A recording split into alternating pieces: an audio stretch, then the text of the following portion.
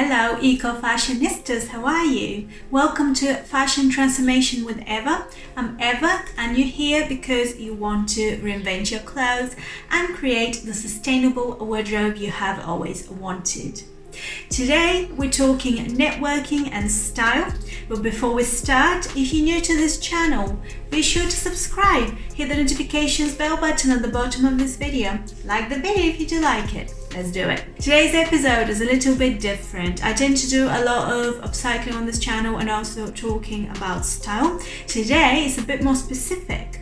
I became self-employed 2.5 years ago, and during that time I've been to quite a few networking events, not only locally but also in places like London, and I always like to look at what people wear, and I wanted to share with you 3 tips which will make sure that you stand out from the crowd at a networking event and will also underline your own individuality.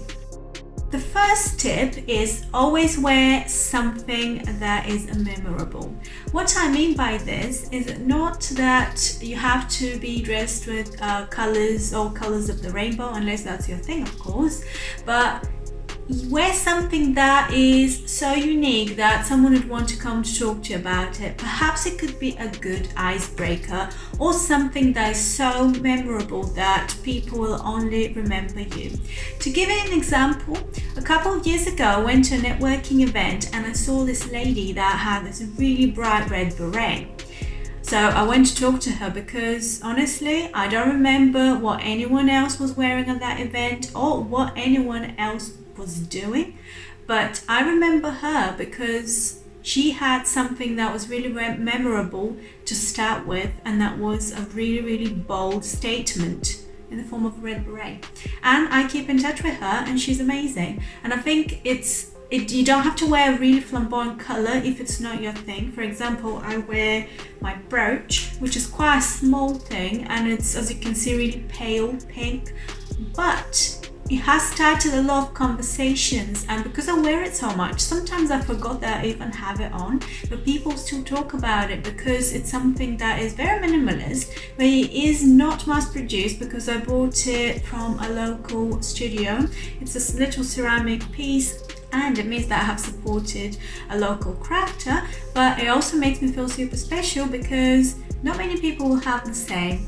You might not like brooches or hats, but you might want to consider something like maybe another type of piece of jewelry. It could be called earrings, maybe something vintage, or if you're more into a minimalist style, you could even wear a dress that's not even that colorful. It could be even gray, but if you wear a bold necklace with that again doesn't have to be really colorful. It could be, and it would stand out, but it could be just something that's monochrome but have really cool geometrics about it or interesting shape.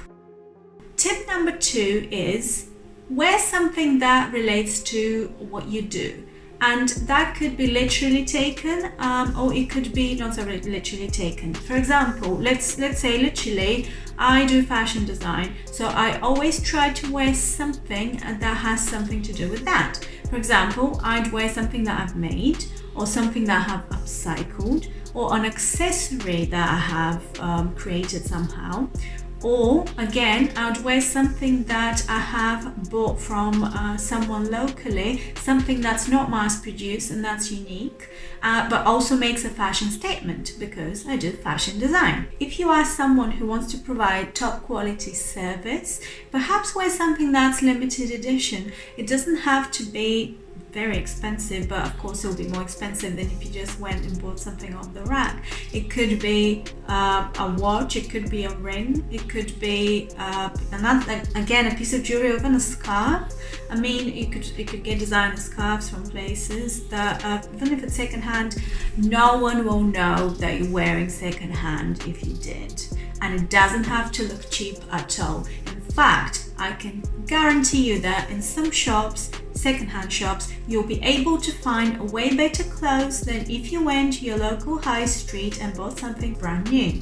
I can guarantee you this. Okay, that's tip number 2. Wear something that relates to what you do.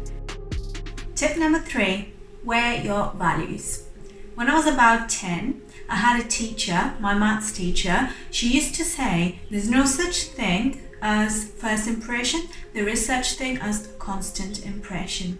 I agree with this to a degree. I think first impressions, unfortunately, are very important, which is why I'm doing this video. But I do think there is such thing as constant impression too, because people evolve and develop. However, we all have our values, and of course values can change gradually too. But if you go to a networking event and you don't wear your values, then you're sending a mixed message. And this is tip number 3, wear your values. What I mean by this is, what do you want to communicate to people? For example, if you are into sustainability, like I am, then perhaps wear something that reflects that. For example, I always tend to wear something that I have made because that's what I do, but also because it is sustainable.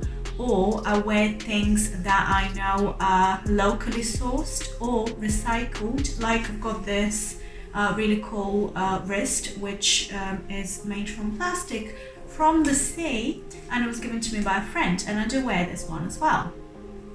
If you want to communicate that you're very efficient, perhaps wearing something that reflects efficiency would be a good idea. Something like a Swiss watch, even though that's fairly expensive, I'm sure, but something that is a little bit in the realm of that.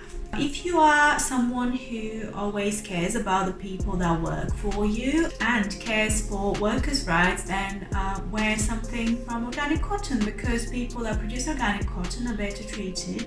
Wear something from a company which has got transparency in their supply chain and they pay their workers well and the workers are happy. If you're someone who cares for shop local, then wear something that you've bought locally, even if it is one particular item like we mentioned earlier, perhaps a piece of jewelry or a bag, or perhaps wear shoes that you have repaired locally. Why not? There are many ways in which you can take this, but it's very important because our values are who we are, and that's what we communicate with the world. I hope you have enjoyed this video and that you have found it useful. Let me know which is your favorite tip in the comments below. And if you haven't subscribed and if you have enjoyed this video, why not subscribe? Hit the like button if you've enjoyed this video, and the notifications bell button at the bottom of this video if you have found it useful. And until next time, stay creative and see you then.